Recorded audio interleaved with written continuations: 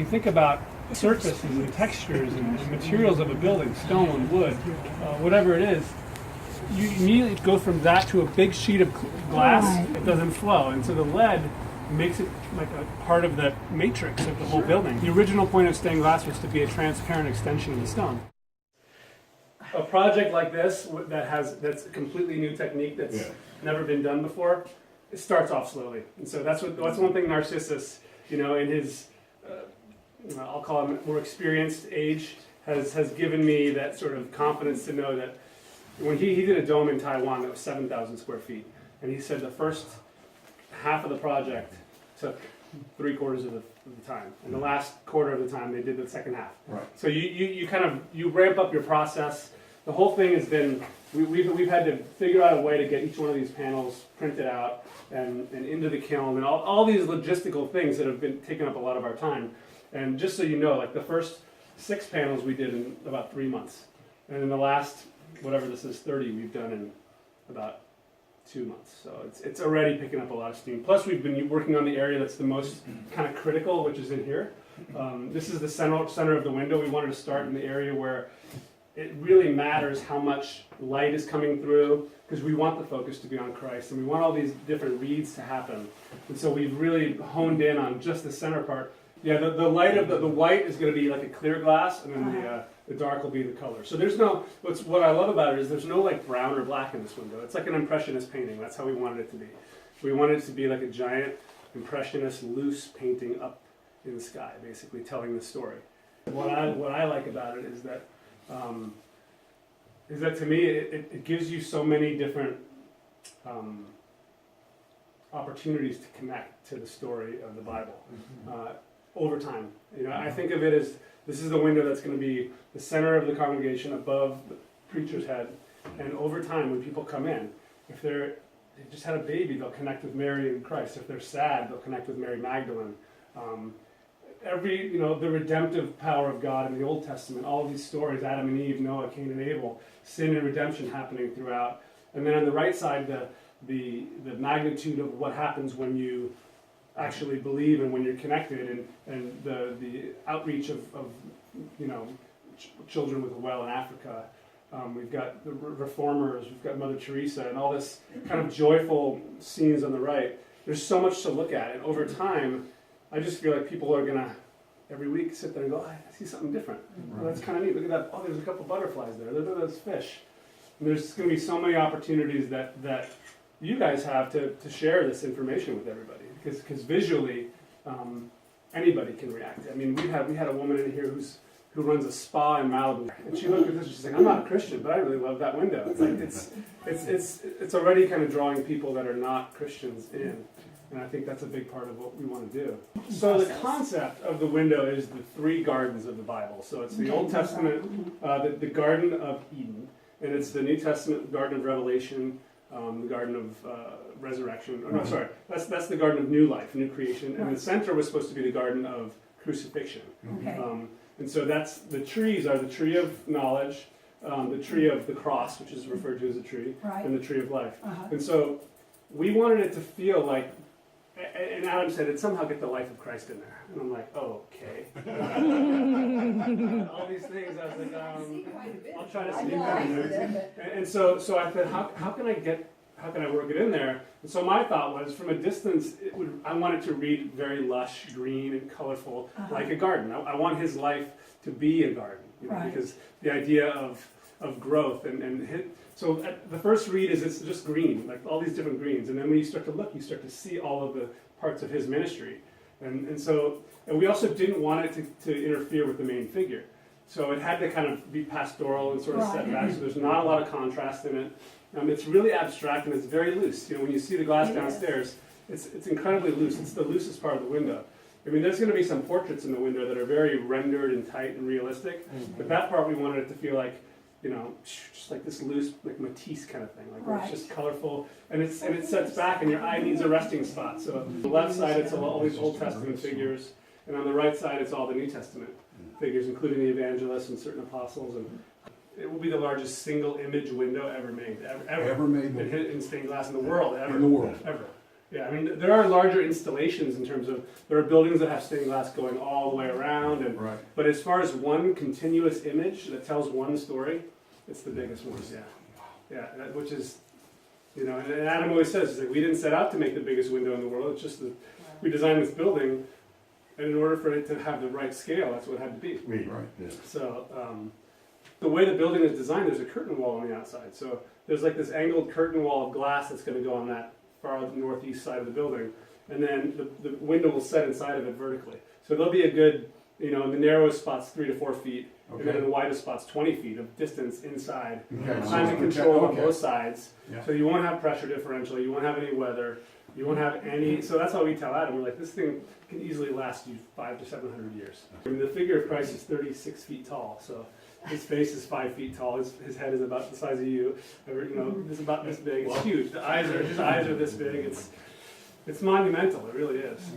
How many artists actually did the drawings, or did you do them all? I did them all, yeah. Wow. And it was totally collaborative. Sure. So it was my hand doing all the artwork, but he was involved with everything, and so was the committee. And so that's what they wanted, and that's how we work best. I feel like it's these windows, these projects that we do. They're going to be up in. They're not going to my house. They're not. It's not going to have my name on it. It's going to have our studio's name on it, but it's going to be part of what your community is. And so we wanted it to reflect that. And so I think that was one of the reasons that we ended up getting the job, was because we were excited about doing that. He's like, the cross would have been this big and it would have had this seat on it. So technically he would have been sitting here, so all of the proportions of the cross were very important. Right. Yeah, so we got that, and this is the sign. This is actually based on the cross that you guys have at your church. Yeah, it looks Right, like yeah. it. And he does talk about that cross and size. Yeah. There's all kinds of other stuff. We've got grapes and wheat representing water and wine, and all these flowers are kind of symbolic. And I was going to say, I like the concept of water in the wells. So the well, you have a well here, here, and here. And so it's kind of a neat sort of combination of this one being an object of torture, this one being an object of ministry and teaching, and this one being an outflow of mission.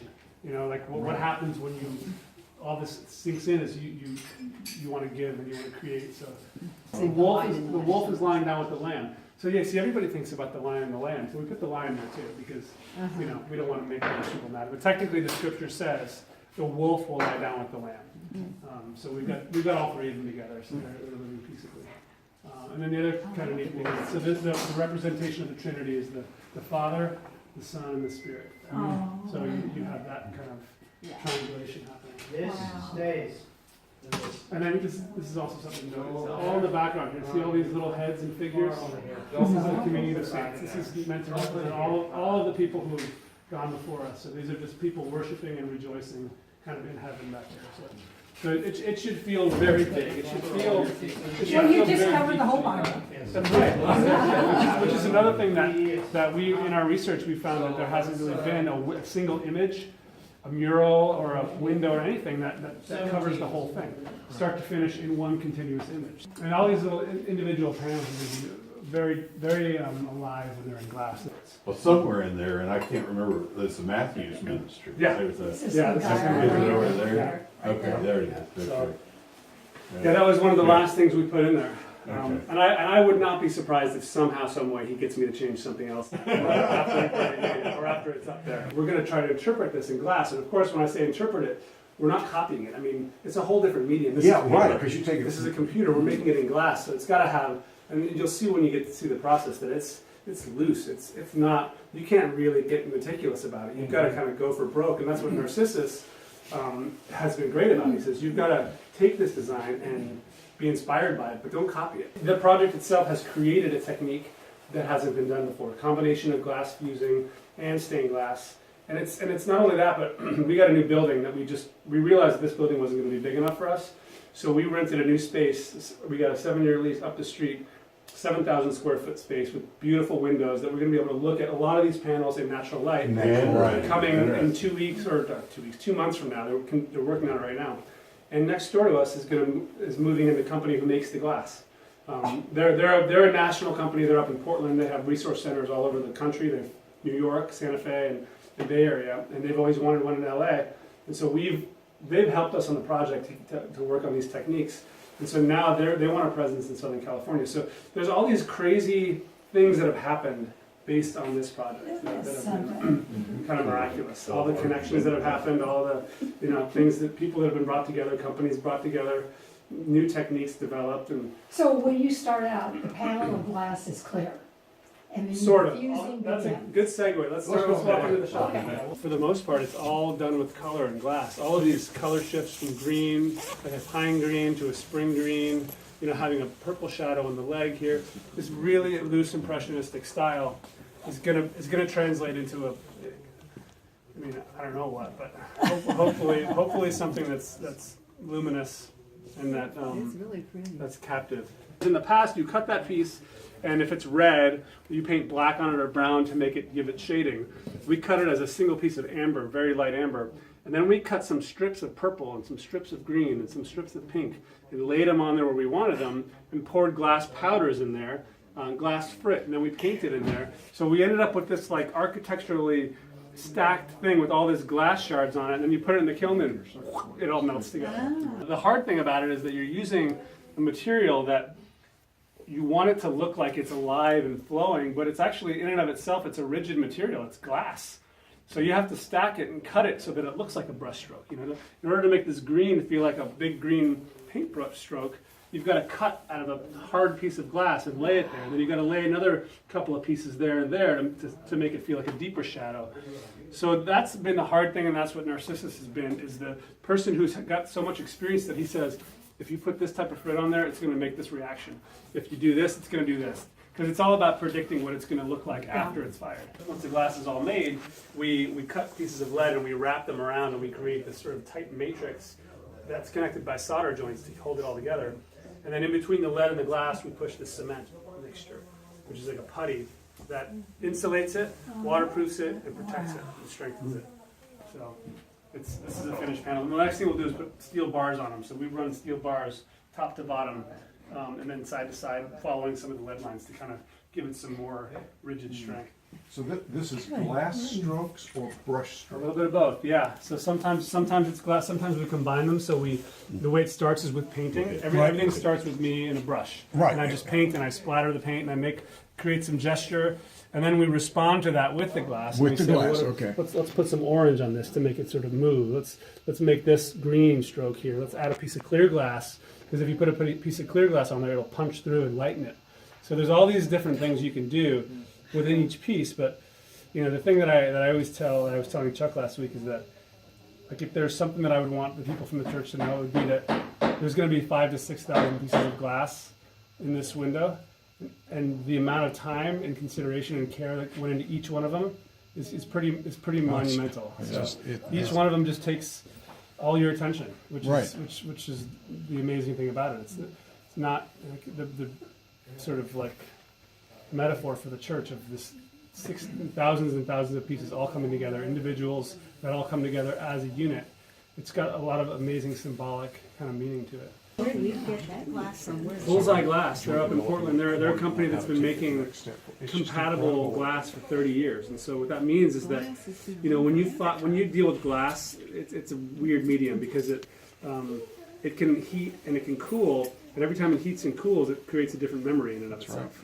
So if you think about two types of glass, heating and cooling, trying to keep them together, they're not going to cool at the same rate. They don't reform. It's not like ice where it melts and then solidifies again. These things have different coefficients of expansion. So Bullseye has developed this material or this chemistry that allows them to have a whole range of colors that have the same coefficient of expansion. So that allows them to all heat and cool at the same rate. And to the point, they're so meticulous that they actually test every sheet that they make. They cut a little strip off and they fire it and they test it. And so they're at the forefront of this technology. They've been doing it for 30 years, and they've been wanting to connect it to stained glass for a long time, and this is the opportunity. We already start with 2 layers, and so these are cut shapes. I'll paint on it, then we'll put all the cut glass and the frit on it, and then it'll start to grow and get tall.